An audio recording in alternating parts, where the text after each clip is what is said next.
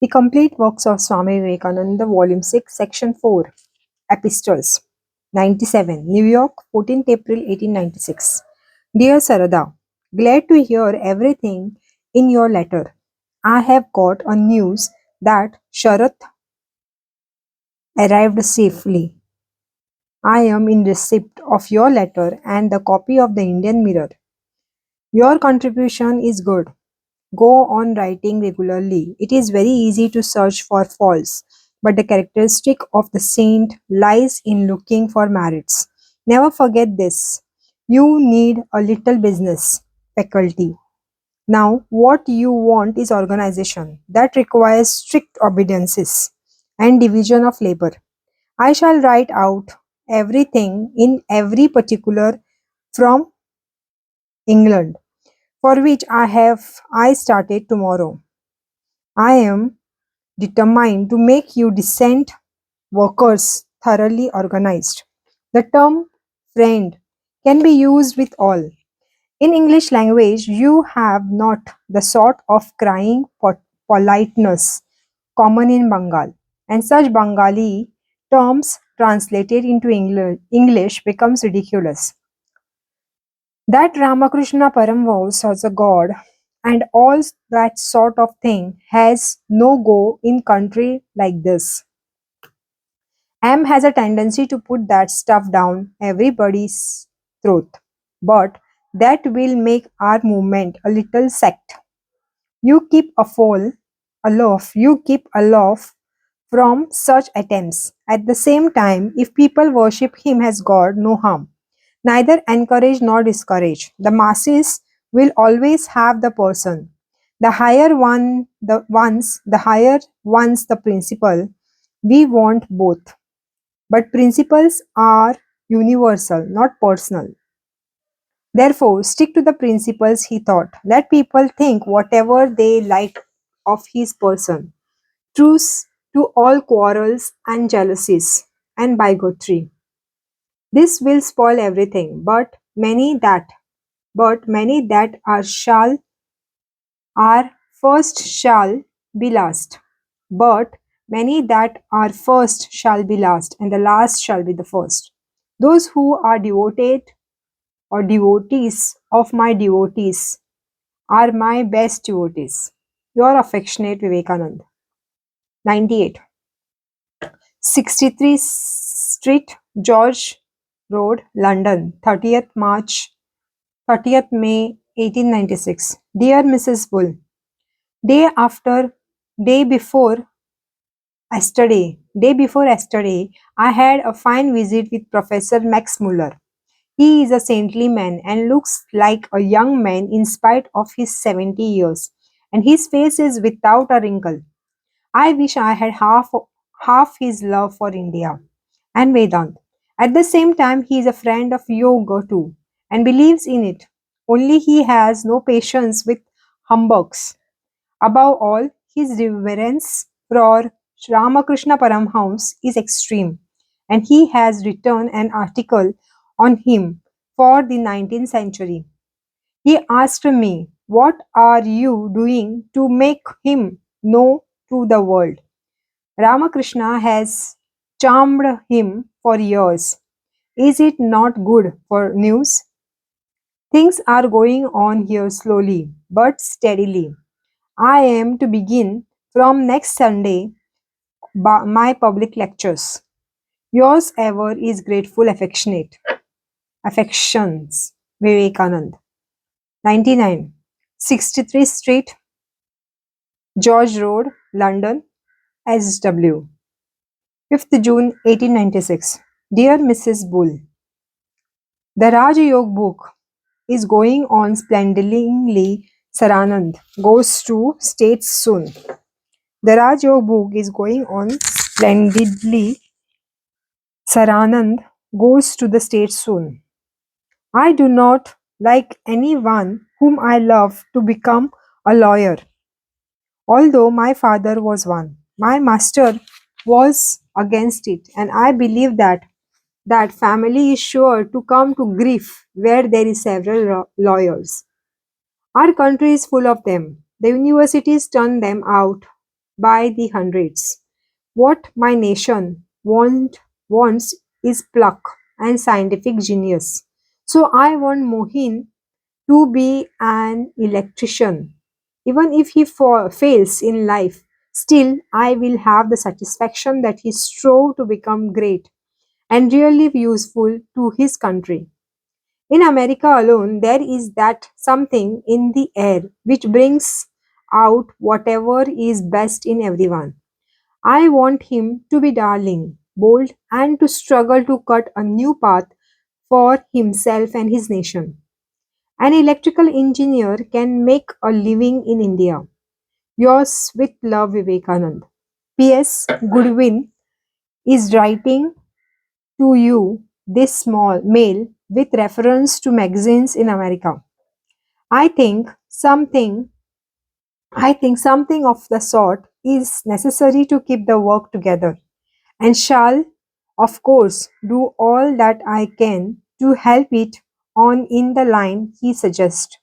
I think it very probable that he will come over with Sarada.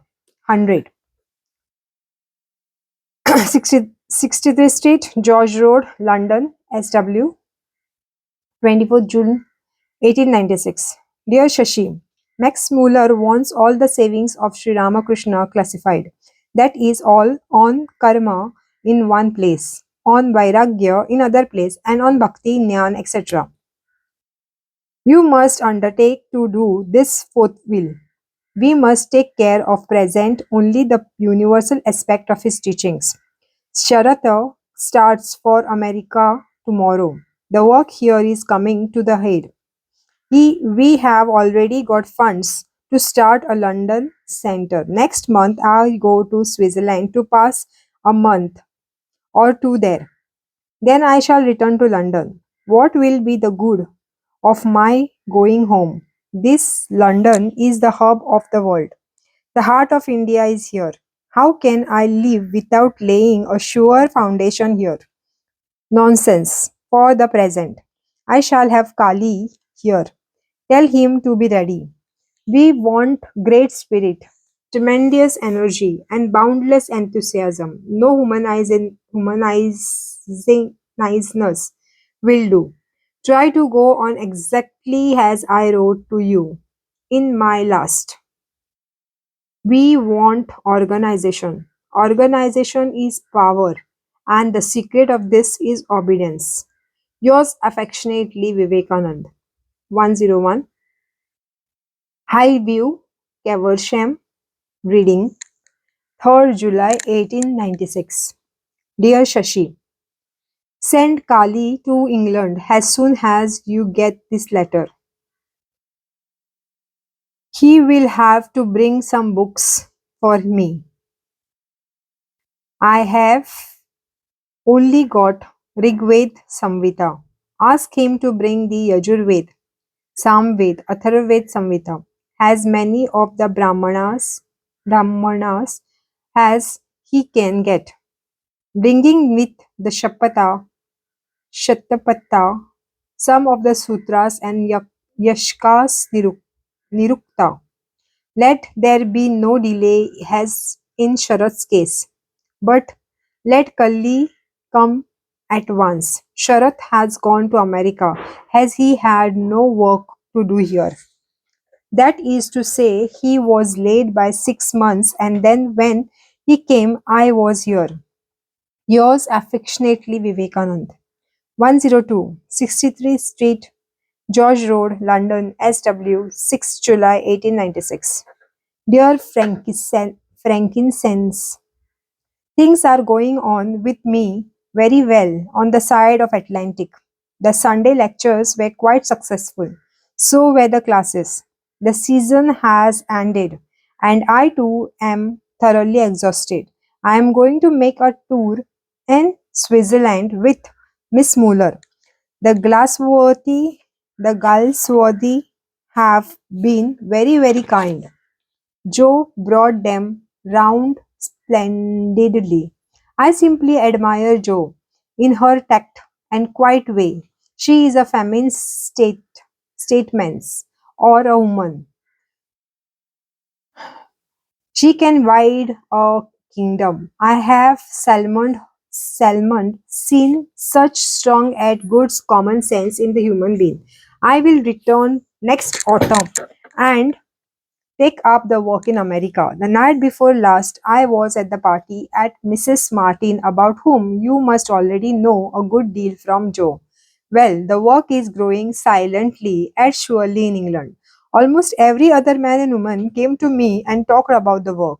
The British Empire, with all its drawbacks, is the greatest machine that ever existed for the dissemination of ideas.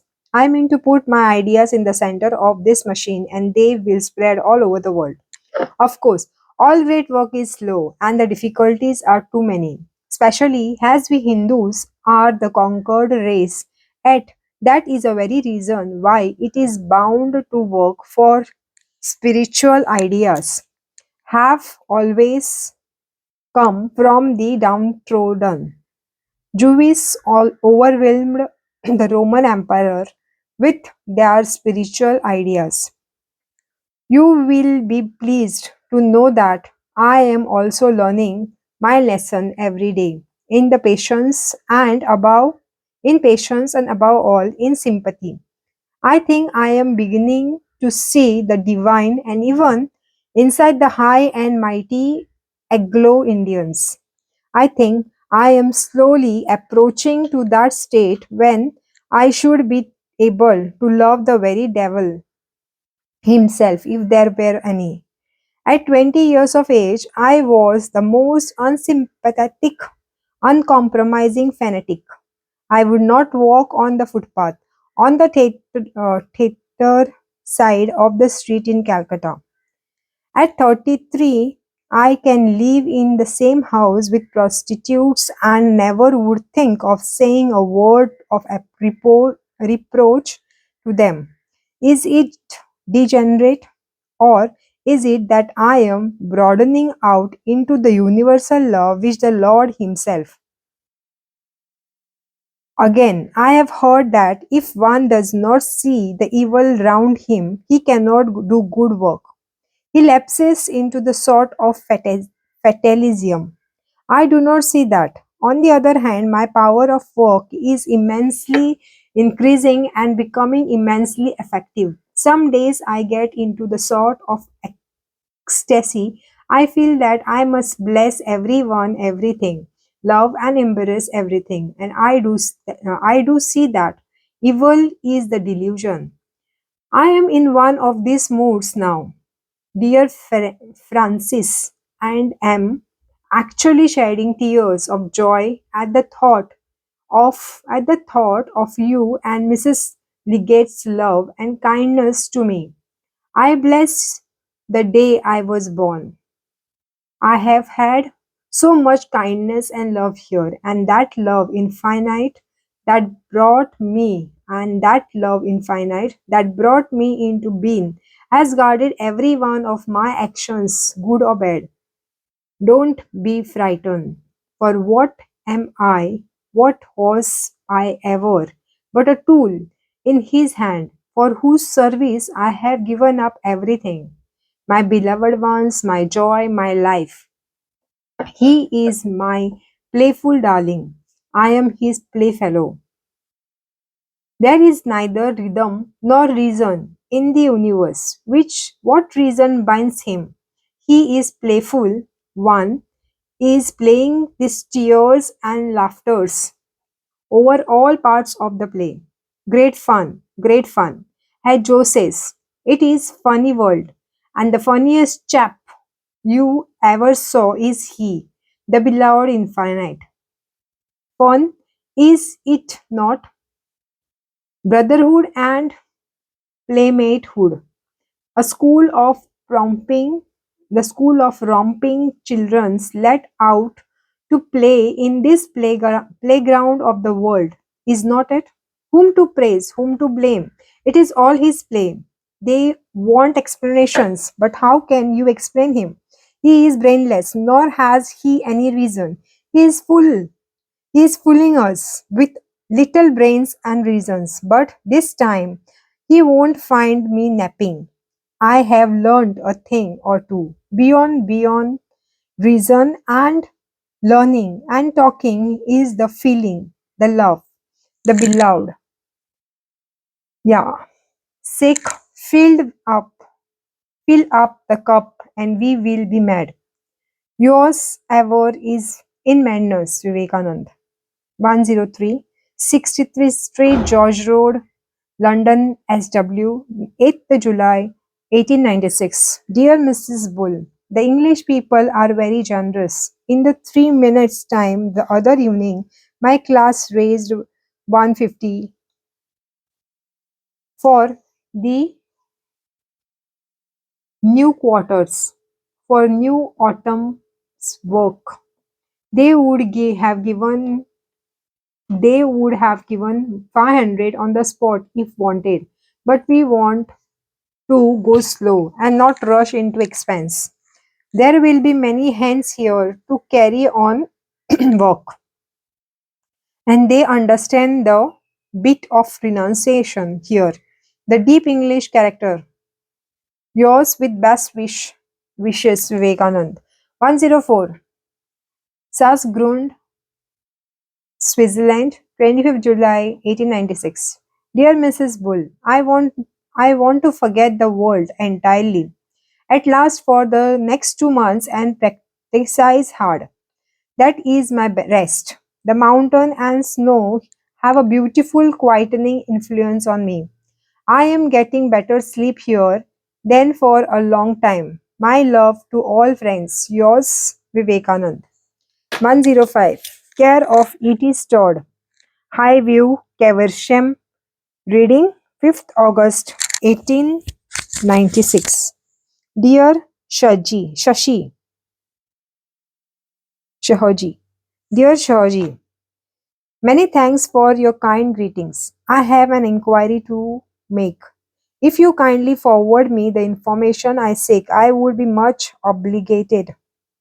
I want to start a mutt at Almora, or near Almora rather. I have heard that there was a certain Mr. Ramsay who lived in the bungalow near Almora, and that he had a garden round his bungalow.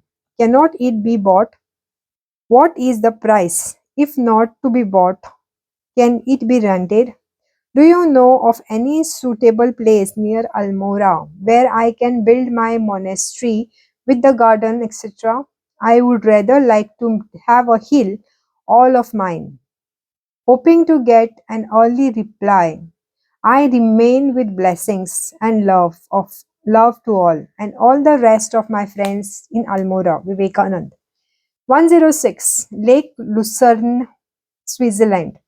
23rd August 1896. My dear Shashi, today I received a letter from Ram Dayal Babu in which he writes that many public women attend the Ramakrishna's anniversary festival and Dakshineshwar,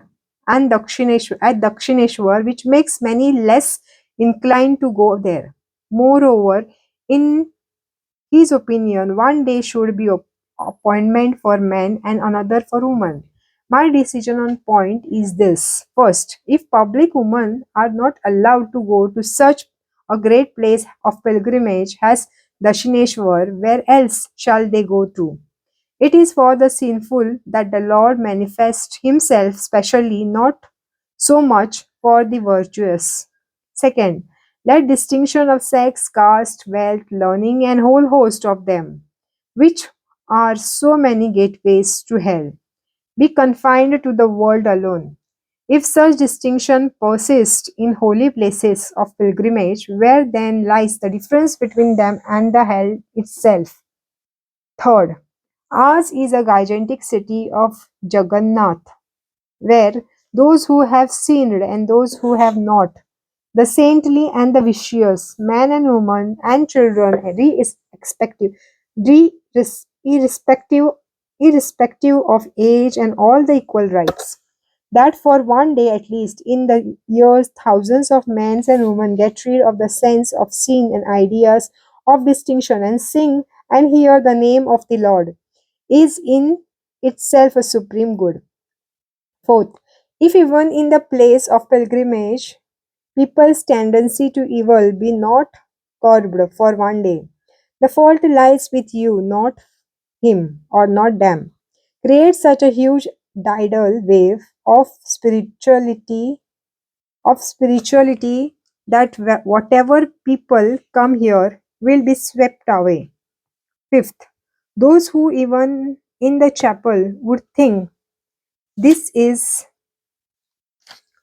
a public woman, that man is of a low class, a third is poor, and yet another belongs to the masses. The less be the number of such people, that is, whom you call gentlemen, the better. Will they who look to the caste, sex, and profession of bhaktas appreciate our Lord?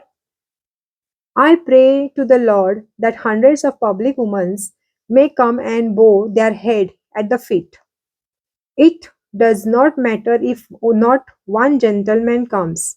Common public women come drunken, come thieves, and all.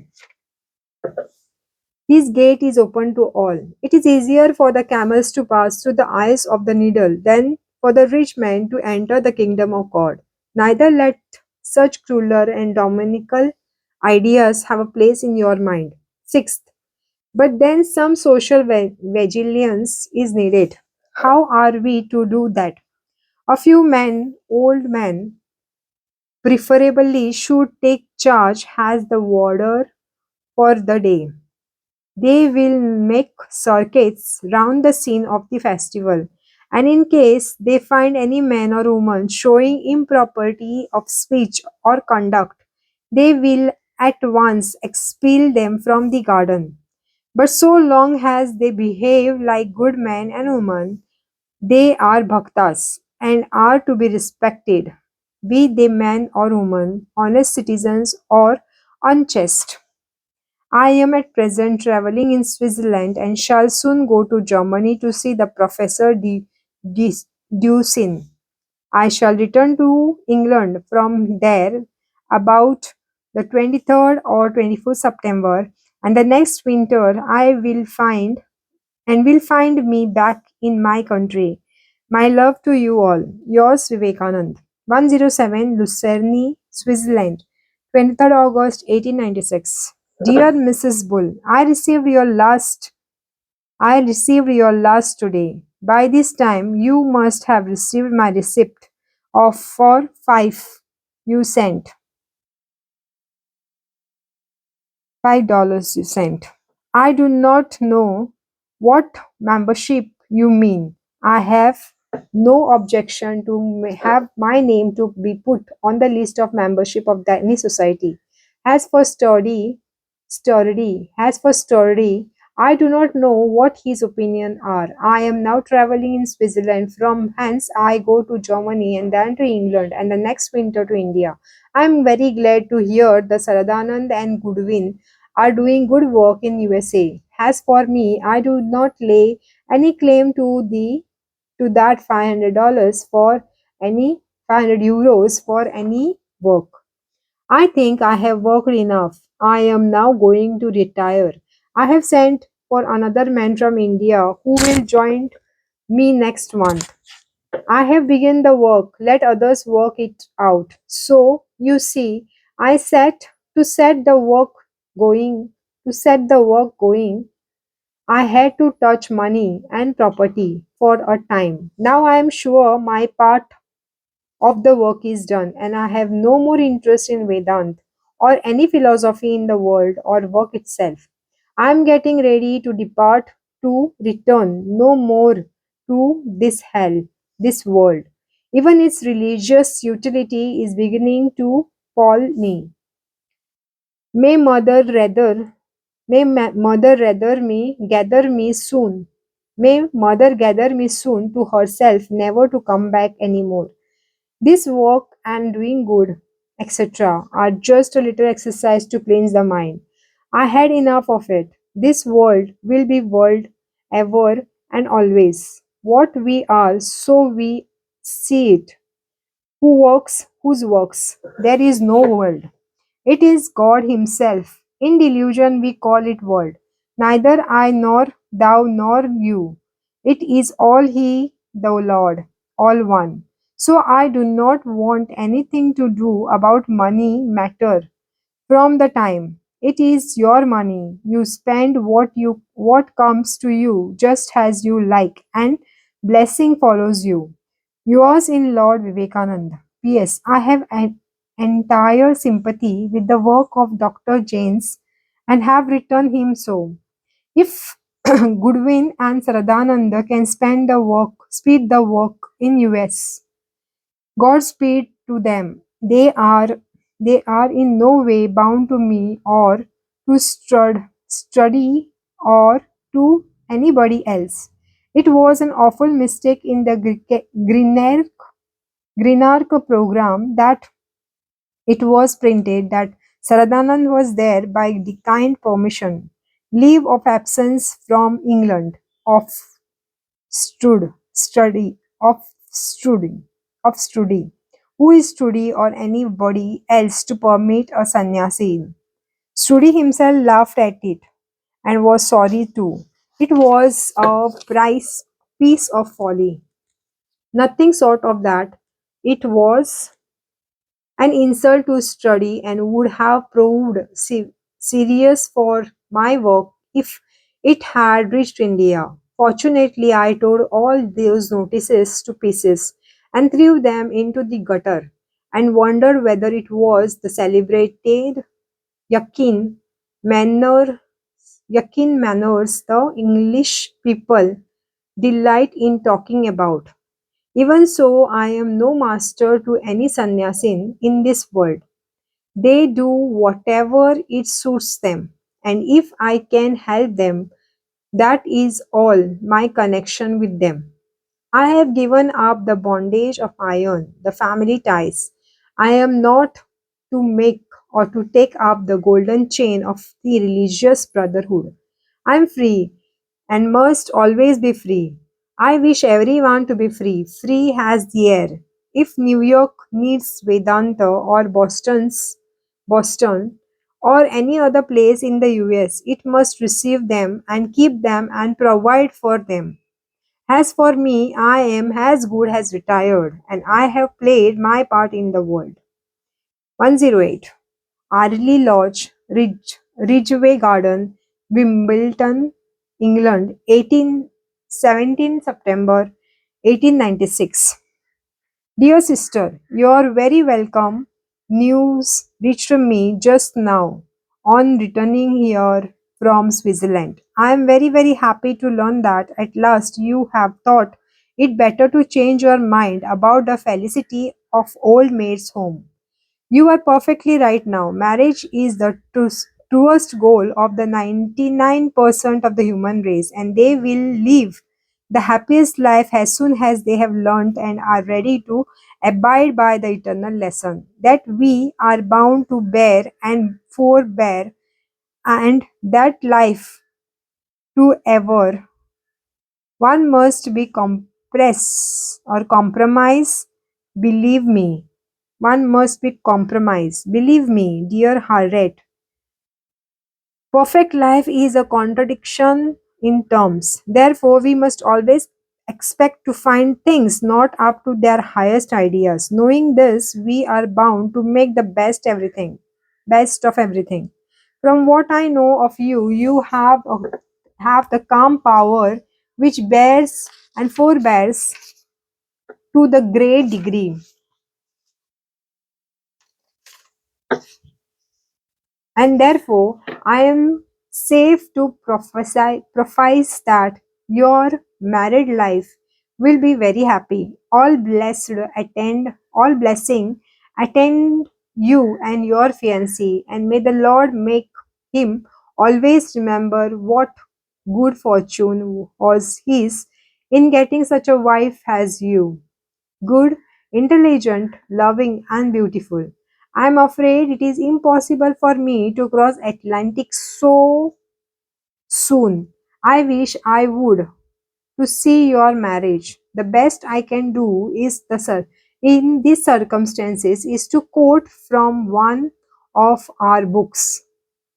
Many may you always enjoy the undivided love of your husband, helping him in attaining all that is desirable in his life. And when you have seen your children's children and the drama of life is nearly its end, may you help each other to reach